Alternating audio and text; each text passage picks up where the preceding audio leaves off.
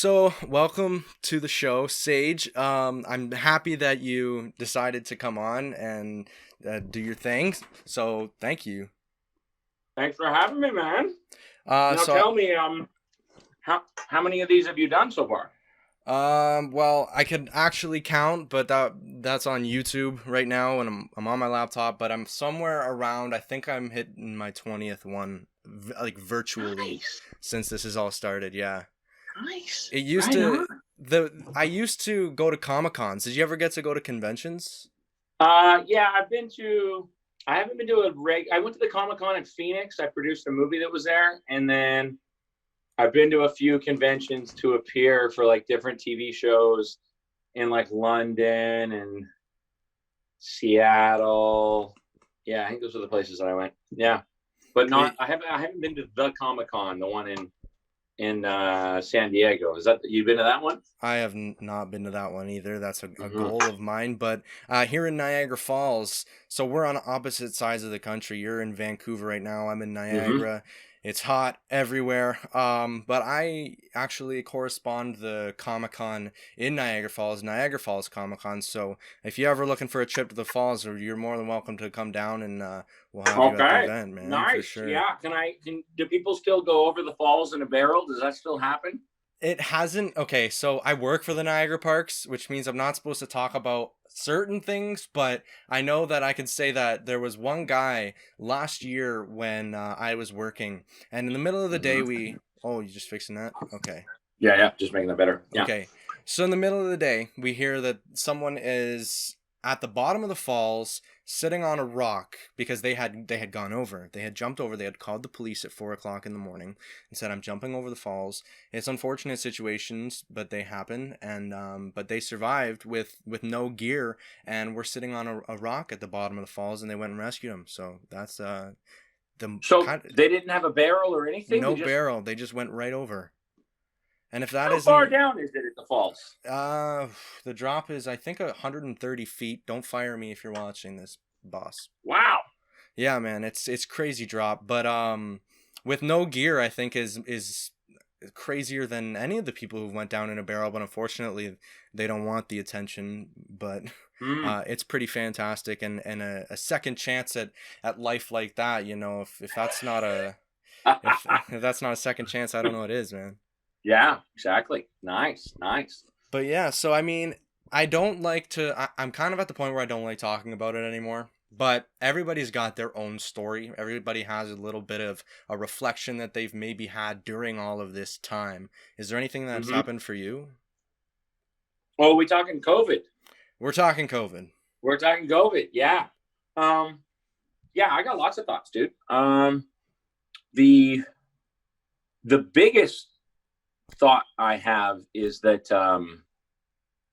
we're all human beings and we're all ostensibly in this together, like it or not. And so, um, even if the truth may be that there's a virus going around the world and I might have it at any time and you might have it at any time. And that doesn't mean that when I see you on the street or in a supermarket from 6 or 10 or 12 feet away, that we can't still have a moment where we like acknowledge each other and share our humanity um because and I think that's really important. I think what's happened is there's been a huge shift to this fear-based culture where everyone is afraid and people kind of like they lump these two things together, like there's a virus, I might die, and all of a sudden they look at you and you're the virus, you might Yeah. kill me, and it's a huge distinction that gets kind of missed. And so as a result, I think there's just like I have concerns for a lot of people,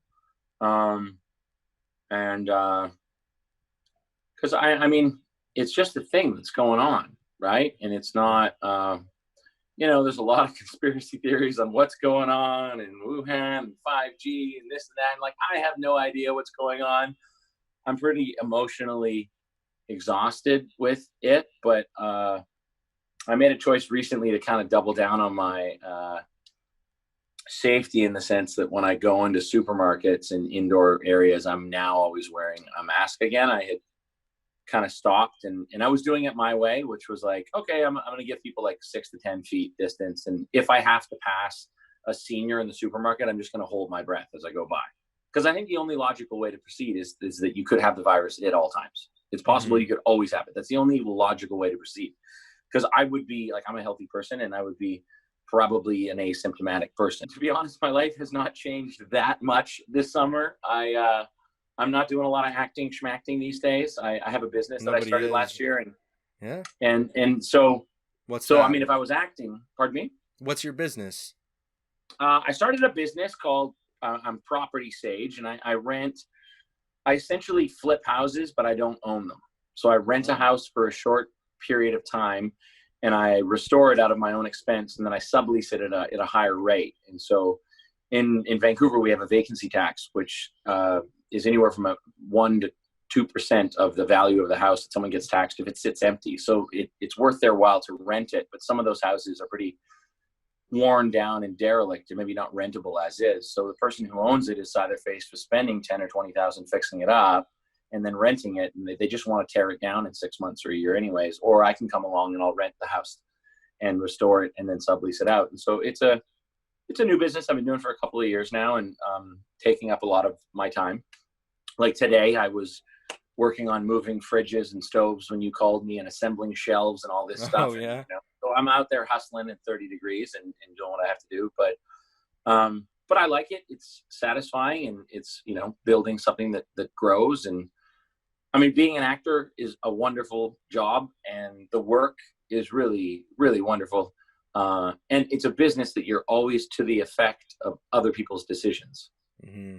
So you never really have a full say in things unless you're producing. And then, so producing is a really good thing to do, because you get to pick, what's going on and dictate how your career goes. But yeah, so I mean, my life has been pretty great, man. I've been camping, and I own an RV, so I take that out for trips with friends, and tubing down rivers, bike rides, beaches. And so I can't really complain, dude. Can't complain. Yeah.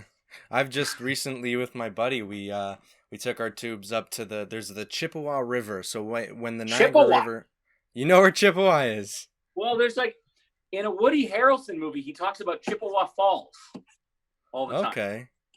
There's I don't know if the two are connected, but I know that there is a Chippewa. It's actually the place where James Cameron grew up. He directed Titanic. Mm-hmm, yeah. Mm-hmm. He actually went to the high school. I went to a high school for 1 year, and then I had to move. But he went to that high school, which was a pretty fun fact. There's a lot of cool people who come out of Niagara, and you know what? Just Canada in a whole, right? I have such big passion for Canada. I'm wearing my hip shirt. Exactly. Do you a fan of the hip? Okay, there you go. You like the hip? You ever got into them? Or? I did. I never. I don't think I ever got to see them play. Like, most of my friends were like hardcore Tragically Hip fans, and I wasn't a huge fan, but I did enjoy them. And then in their later years, I really just gained a lot of respect for them as artists. I thought, like, wow, these guys like want it and love the music so bad. Like, what a commitment to it, right up until his final hours. Exactly. So, but yeah, man. So, what's that? Go ahead. Well, I just think that anyone that is that committed to what they're doing is interesting. That is all in on something. I mean, Gordon found out he had brain cancer and then did a whole entire tour, and I still didn't get to see him, which is upsetting for me. But that you got to have the respect for people who hustle. People who kind of see what they want and take it. Exactly, that's what I think. Well, and like, what is that tour about? The last tour was the last thing he ever wanted to bring light to, which was the indigenous culture in Canada. Which was he was very passionate about that, and it was a very moving and supportive concert for the indigenous people of Canada, who also, for me, I believe, make Canada amazing, and the history is so rich, Well, yeah, and I think if you look at, like, in the States, Black Lives Matter is the issue that needs the most attention right now. But I think in Canada, it's probably Indigenous people. But probably, they're our Black Lives Matter in Canada. And so how great was that he, gave a tour, and it just had to be about the love of the craft, Canada. right? Like to share, Oh well, yeah, you're and sharing music. yeah. Like what other reason? If you're about to die, you could easily just say, okay, I'm going to go on vacation. I'm going to go sit on a beach. I'm going to be like, but he's like, no, I want to go on tour and I want to play as many concerts as I can possibly play because I love the music and I want to share it with other people. And I have this cause that I want to support. And in my world, that's pretty rad. Yeah, man, for sure. Yeah. But on the topic of creators, and that's a Mm-hmm. lot of the people that I talk to, a lot of the people that I surround myself around, because I like to create a little bit myself with the interviews and the videos, and it's actually supposed to be a traveling vlog show too, like different conventions to interview people. So like I'm actually gonna be coming out. This year was supposed to be the tour. This year was supposed to be all across Canada, Comic-Con tour for the channel, and then it kind of didn't happen, obviously. But if you want, we should definitely make some sort of cool video when I come out in Vancouver. Just something. I'm making these connections all across Canada. All right, man. I see it. All right, I'm with you, man. I'm with you. Does any of the okay, so I'm gonna dive a little bit into acting. So I was steering towards more of the creating side, and what you're doing now is also still creating, which I find really cool. But let's talk Psych, because everybody has burning questions about Psych. Does any of the cast, and this is something that I'm wondering, is there any cast members of yours that are fellow Canadians that you know of? No, I didn't really look it up. Are we the no, well, no, not no. we, are you the? I mean, there's a few actors from Vancouver that have done multiple episodes. My buddy Ben Conton did a couple episodes playing a couple different characters. Is Carrie Elwes originally Canadian? Maybe he is. I don't know. Carrie Elwes, I think he is. He might be. He did a couple episodes amazing. playing Despero, right? Oh yeah. But I think my buddy Dorn and Dexter Bell, they both did a couple episodes. But like there was people that did a little bit here and there. But as far as I know, I was the only Canadian that was on it like on an ongoing basis. I'm like sweating here, dude. It's so hot in my room. I know. It's crazy. Me too, man. I got to turn off all the fans and everything to start recording, and it's just hot. I mean, it's fantastic this summer we're having. It really is. No. In a way, yeah. Strangely, but yeah, man. That's really cool. So I know that Psych 2 just came out, and how was it? Have you seen it? I did see it, and I gotta say that I do like the concept. I'm trying not to spoil as much as I can, but most of the people who are watching are going to be psychos. So I did love it, man. I liked. You did, or you did not? I did. Oh, you did? Oh, okay. Everybody had a contributing part to the plot in some way and moved the story along, and we still got to revisit characters that we liked from the show, such as your character and Fuller's character. I can't do the name off the top of my head. Kurt Fuller plays his name Woody the Corner. Is Woody. Yeah. I loved revisiting those characters, and it felt like I felt like everybody kind of there. For me, when I watched the first Psych movie, it was like, okay, this is years and years after it's come out, and then they're trying to kind of go back to those characters. But the second movie for me really did it a lot more. I thought the second movie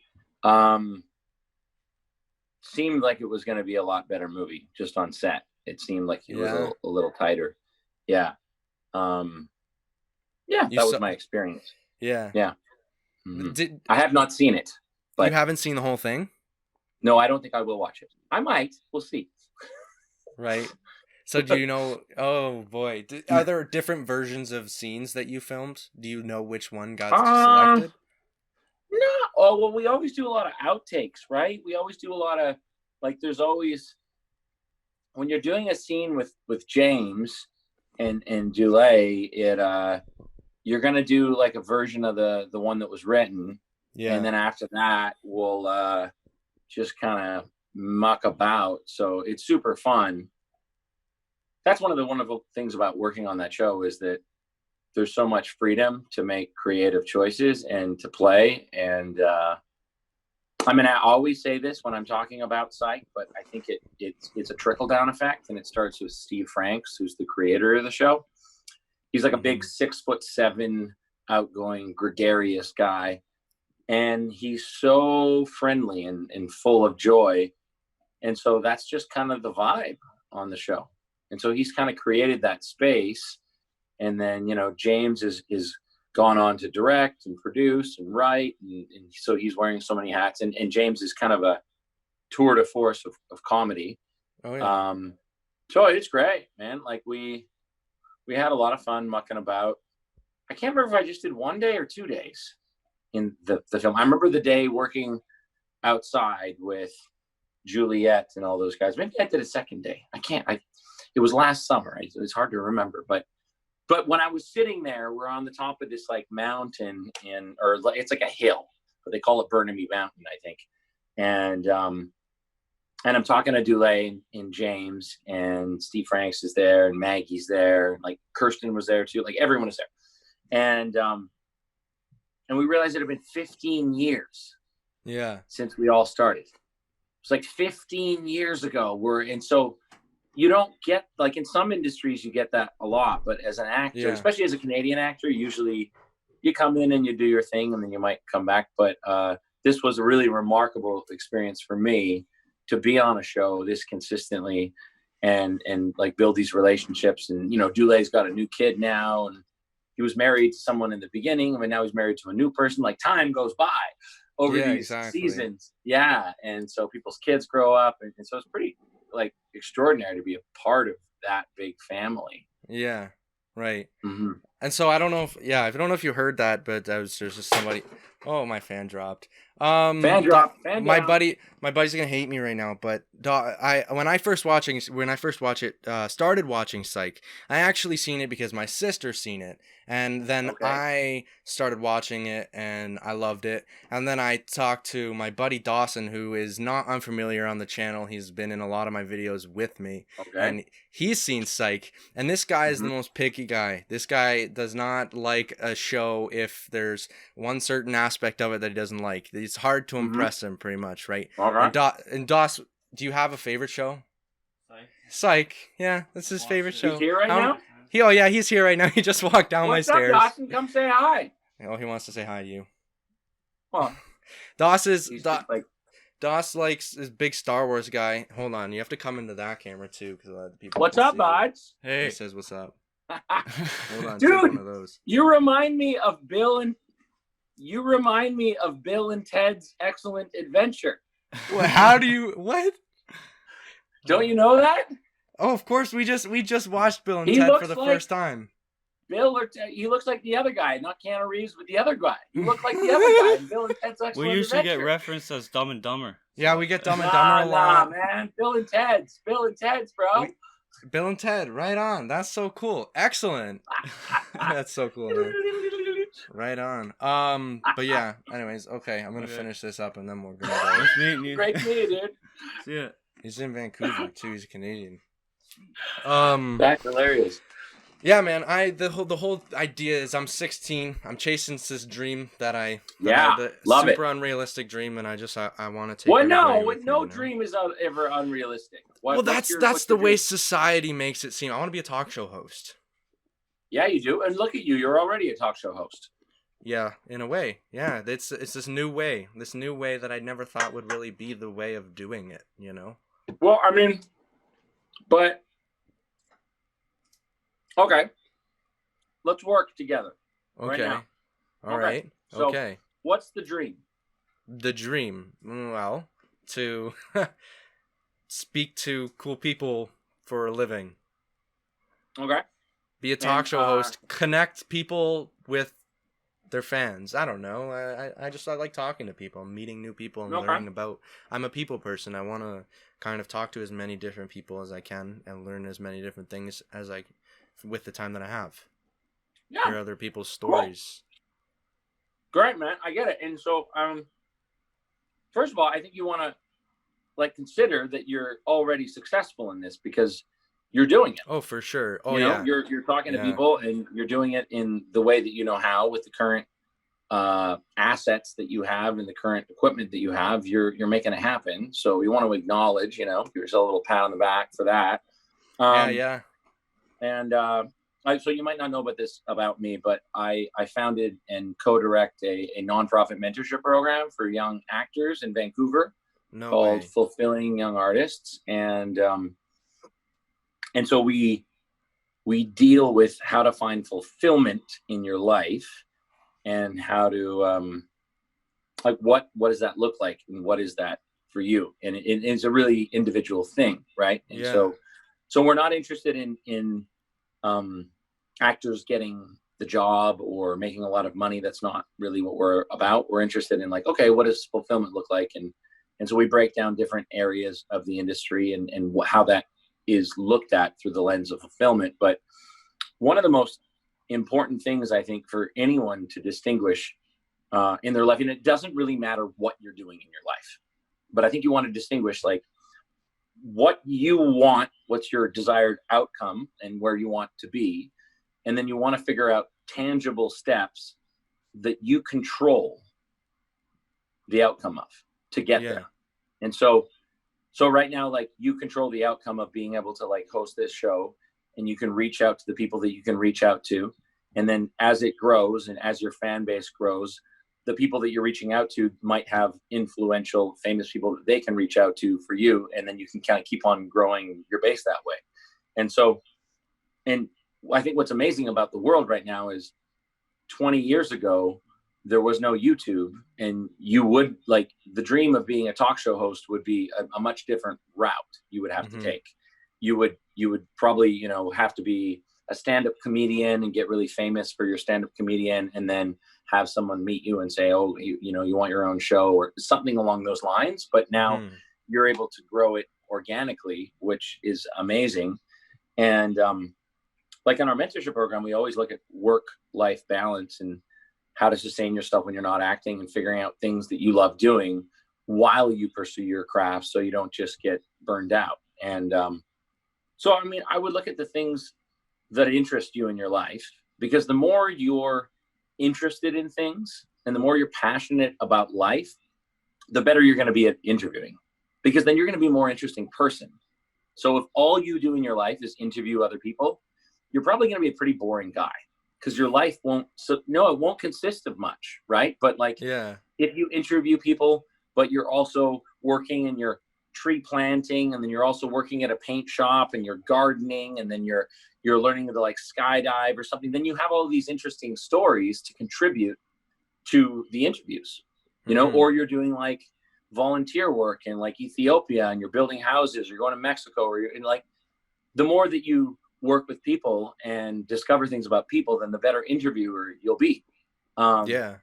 So in any field, I think your life experience can be one of the most important assets. And you're already a guy who's what I get from you is that you're filled with joy and you're excited and you're really curious. And I think being curious is one of the best things, one of the best assets you can have, because you want to follow that curiosity. There's a book you should read. It's called Mastery by Robert E. Greene. Okay. And it's a New York Times bestseller from the mid 2000s, but he talks about mastering any given subject and all the different facets of it. Would probably be of use to you. Right on, man. I appreciate the advice too, because part of what I'm doing right now, interview-wise, is getting different creators and influencers to talk about chasing your dream and how to actually go about realistically doing that in today's society. And I just had talked to Frederick Launay, who plays in The Greatest Showman. He plays in Supernatural, and also a show called Lost, which I'm a big fan of. And actually Corbin Burnson as well, who plays in Psych along with you. So look at you, dude. You're great advice. You're interviewing some A team, some B team. You're already in the game, son. The thing is I don't want to just interview A and B team. The goal is, there's a rule to my channel, and it kind of doesn't apply as much now because there's no events, but the rule is I will never say no to an event. So if you have a recommendation, if you have some event that you want me to appear at, you want me to videotape, I'll go and I'll do it. I'll do concerts, I'll do this and travel. And yeah, so those are kind of the aspects that I put into the talk show when it's actually full and running. So. And what do you do at the events? You do interviews at the events? It's all kinds of stuff. So when I'm at my Comic-Con in Niagara that I correspond for the great guys who run it, I actually go in and I make a main video, and that's me covering the event. I go around, I do some cool like cinematic shots, and then it cuts to me and I'm like, hey guys, I'm here at this convention, we're doing this and this. And then we go around and it cuts into different interviews with different guests, and then it cuts back out and we're back on the floor. It's like an actual show following around. It's on IMDb, and it's nice. It's been kind of, everybody's had to get used to things. Everybody's had to transform into a new version of themselves, I believe, during this pandemic. And that's what it's been, is getting used to sitting behind a computer and fixing darn computer issues. To try you don't let the pandemic slow you down from going to the streets. You could still take your phone on the streets and do stuff on the streets. You could take a little DSLR on the streets and do, you have a 19 times less likely chance of getting COVID-19 on the street, which means that if you're like 6 feet away from someone, like, you're never getting it on the street. You're totally fine. So you can zip around and do a 6-foot interview, You've got some gloves on, you're holding out the mic. You could look at that long arm right there. There you go. But you could totally don't let the, this crazy bananas life we're in right now slow you down, buds. You're on a mission. Now, what else are you gonna focus on for the rest of the summer? Is this your full-time gig, or what else is going on in the Devon? No. Well, I work for the Niagara Parks, so I go there every day to fund the show and kind of use IMDb Pro and make those connections. See, there's where you get those good stories about the guy jumping off the falls. Jumping off the falls. That story if you didn't have that gig, right? Exactly. See, that's what I'm talking about. I kind of want to get into a little bit of. I have a live feed growing in your Facebook group, actually. Just the different people asking different questions live. I got a few here. Would you be down to answer a few psycho questions? Go for it. Fire away. Okay. Just I want to give these guys a little bit of what they're expecting. So, did you play hockey or lacrosse or any sports growing up in Canada? Chris asks. Yeah, ball hockey I played up until 17, and then soccer, and then volleyball, and then not ice hockey. Now I play a lot of. I was the tennis team and I was the badminton team when I switched to fine arts, and now I play tennis and I play volleyball sometimes, and I ride my bike. I love riding the bike. The riding the bike is like sheer joy for me. Sheer joy. Yeah, that's what we do around Niagara Falls, because I'm 16, so we're still waiting on our licenses. But it's just biking back and forth, biking everywhere. Have you ever this is my question, sorry guys. Have you ever geocached before? No, my friend has one of those. She gave me the app. I just didn't do it. But you go around and you find stuff, right? And then you put something in there. Yeah, it's like you start with one object and just keep trading it out. It's pretty neat. That's what we've discovered during quarantine, and we've been kind of doing a little bit of that. But I'm just going to go to the next question. Okay. And this one, Dawson asked me actually a little while ago, but someone else actually asks on Facebook too. Clarissa says, does Buz still have little boy cat? Does Buz still have a little boy cat? Does he not? I don't know if Buz or if you have the little boy cat. I don't have a cat. I am allergic to cats. And so the episode where we had the cat was 9 lives in season 1. So, I mean, I want to say that cat has left us, because it's been 13 and a half or 14 years that cat is no longer with us. But that cat had a good life.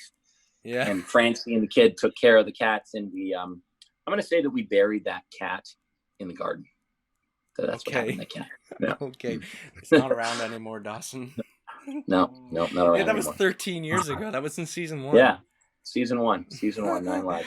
Right on. So Eric says, which episode did you enjoy filming the most? I know this is a common question, so if you have a quick answer.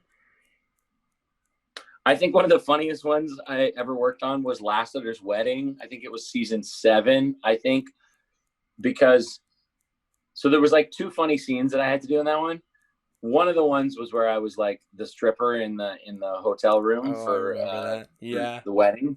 But then the other one that was really funny was in the script. It says Buz is, the bad guys show up. All the Italian mafioso guys show up, and then so and so does this, and then I go to turn around and I go to run to catch a guy, and my pants get caught in a rose bush. And then they come off, right? And they're like these tearaway pants. And they'd asked me to like tan with like a thong in like a tanning booth like 3 or 4 times. So they wanted to have like a thong line. And then they also like spray painted like this bronze on my butt. And so I'm thinking, because usually when you do like a sex scene in a movie or something like that, they do what's known as like a closed set, right? So Yeah. they'll do, part of it, but then they'll send everybody away, and they'll just have the crew there, and it'll be, like kind of, like, okay, well, there's some nudity here. This person, not everybody needs to see this. So we're at UBC, the University of British Columbia, and my girlfriend at the time, Andrea, was doing extra work on the episode with like a bunch of our friends. They were all there hanging out, getting paid, hanging out in the sun, and so we shoot the reverse, where they're in the shot, but then now it's like from behind me running up the hill. And so the camera's inside of where the extras are. So I'm like, for sure they're going to send them like all back to Crafty or, whatever. No, they're all there. Like 150 people are like sitting there as like the pants get ripped off. And then I run up the stairs and I do this like giant Superman on this like very, big old school Italian guy. I can't remember his name. And I tackle him. And we did like a couple of takes, and I was wearing this like crazy gold thong, right? Like, so you're seeing like the full package from behind, full package. And the funny thing is that when they aired the episode, the USA Network, because USA Network is kind of like a Christian-based network, they blur out my butt. They blur it out. So like online I TV. went through all of this with all of these people, like 150 people, and they're like clapping and laughing, like they think it's hilarious. Like everyone's cracking a Sage's Moon show I'm putting on for the day, because those thongs were pretty thin. You're not seeing, it's just butt is what you're seeing. Yeah. So that was a funny scene to work on, and for sure a fun episode. But there's been a lot, but that's the one I'll go with for right now. Yeah. Right on. There you go, Eric. Okay, here's one. This isn't really psych related, but Phyllis asks who your favorite superhero is, and this is an important question. Who's my favorite superhero? If you had to choose.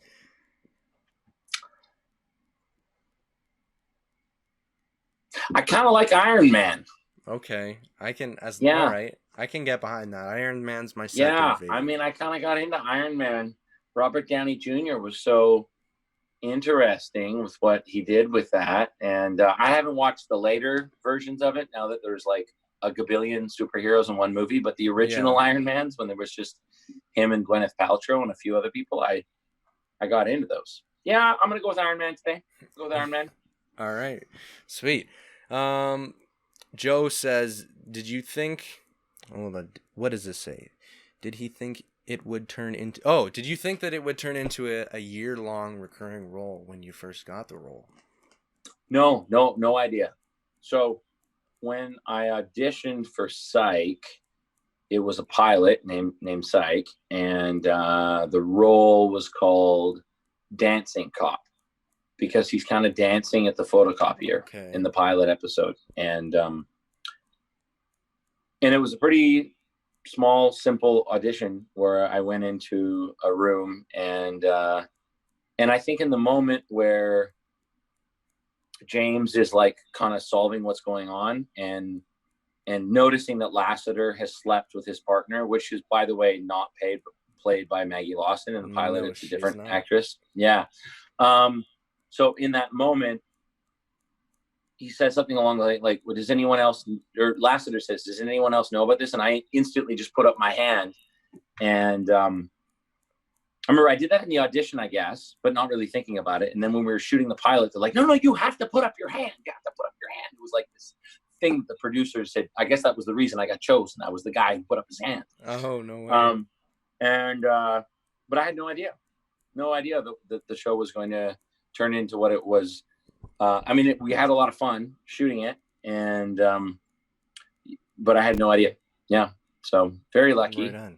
very fun. Yeah, Here we are 15 years later. 15 years, right? It's crazy. Look at, I got gray hair now. So old.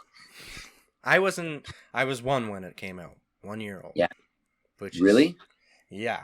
We were one. We didn't start watching until it ended. And we didn't start watching it until season... When did we start watching it? Like 3 years ago we watched it, Dawson. Like 3 years ago. And then we hear that there's this movie coming out. Me and Dawson look at each other. We're like, what? Like how many years later? But that was really good for us. And then one more question I'm going to read off here. When are we getting the Buzz and Woody spin-off show? Who's... Yes, Dawson says. When is that coming out? I don't know. That's gotta happen. I'd be game. That would be funny. You Buzz heard and it Woody here. Would be like the two Bumbles, right? Like the two people that are doing their jobs that you're like, is he really a detective? Is he really a coroner? Because it doesn't seem like he's really capable of doing the job. There's got to be somehow something. There's got to be a backstory. You're both in Psych, but there's something going on, and then it's just a separate series. And it's like a dating game show where one of us is the host and the other one is on the thing, and it's a Santa Barbara dating game. Maybe, I don't know. Well, I mean, I guess I wouldn't. I always thought that Buzz was a Mormon. A Mormon. Oh, okay. Yeah, okay. Because there's something so pure and like gullible about Buzz. Okay. And the world that he's in. And I just thought there's like a purist thing that Mormons have. Mormons they live very clean lives. I've met some amazing people through Psych, and one of them, my buddy Tyler Christensen, is a Mormon and a huge Psych fan. And but they just live such clean lives and like really pure. And for some reason that resonated with me of like if Buzz had a religion, he'd be a Mormon. Yeah. Right on. Nice. That's a good. But there's definitely some stuff that we could dive into for that. So Steve, if you're ever ever happen to watch that, for sure. And I love Kurt too. He seems I looked up on social media, and there's a couple accounts of him on Instagram, and I usually, when I see an account that looks like it's a fake account of somebody, I'm like, okay, I can tell this is a fake account, but I can't really tell if his account is real or not because they all have like one or two posts on it, and I'm like, okay, he doesn't seem like the guy that would have Instagram, so I can't tell which one's actually him. I know he has Facebook, but he does seem like a... What's that? Like someone created a fake account for me on Instagram recently. It's at Sage Brocklebank, so they took my name, and because I'm at the real Sage, REEL Sage, and they took my account, and then like when the movie came out, someone tagged me in the movie, and they went underneath and they're like, this is a fake account. The real account is at Sage Brocklebank. Like, they're trolling my account, and I was like, really, dude? Like, come on. But they've got, and a bunch of my friends are following that account. I guess they didn't realize that it's a fake account. I was like, oh boy, like, this is the struggle. But are you on the? Pardon me? The struggle of that. The struggle, yeah. I mean, I don't know. I've gotten into the stories on the gram. They're kind of fun. Yeah. Right? They can be. Mm-hmm. They can be for sure. Yeah. What were you gonna say? Did you ask if I was on Instagram? Yeah, you must be on the gram. I am. We'll be friends on the gram. You'll make us friends. We can go live on the. Do you know how to go live on Instagram? No idea. Well, we're gonna teach you how to go live, and we'll go live sometime. So basically, when I'll go live on my Instagram, and then you'll click on my Instagram. Oh, you can go. Yeah. My buddy did that. Who's a DJ, and I hopped into his channel during COVID. He was like spinning and then hosting, and then I hopped in, and I was like on a talk show with him. That was kind of fun. That's and people can ask questions right in the comments, but yeah. Anyways, cool. I'm gonna do what I do at the end of every interview when it rhymes, and I like it. That was pretty cool. Give you the floor. Is there anything that you kind of want to promote, because this is what this is about, right? Wow. Well, I mean, I want to speak to, because you're a young guy with dreams and aspirations, and you're talking to a not so young guy who still has some dreams and still has some aspirations. And I think it's really easy to become a cynic in the world, because the world is life is tough, man. Life is hard. Yeah, I know. And but I think it's I think if you have a dream and it's something that you want, you have to pursue it, and you owe it to yourself to give it a shot somehow. And that doesn't mean that you have to give up everything else in your life. Like, I think it's important to kind of have some work-life balance and to figure out, make deals with yourself, because life is a series of deals, right? And I think the most important deals or agreements that you make are the agreements you make with yourself. But I would just implore you and anyone who's watching who has dreams to make some space and time in their life to honor that. And so it doesn't mean that, like, you have to be a professional actor if you love acting and it doesn't really work, but you could do a play in community theater when that starts again, or you could do a short film, or, maybe someone wants to be a talk show host, but not quite as much as you, but they just like the idea of it. Well, they could just do like 2 episodes on YouTube or on Snapchat or on Instagram, because I think that the more variety that you provide in your life, the more exposure to different things, then the more well-rounded and satisfied you'll be as a human being. And so it's just, it's important to swing, to give yourself a shot. Win the lottery if you don't have a ticket.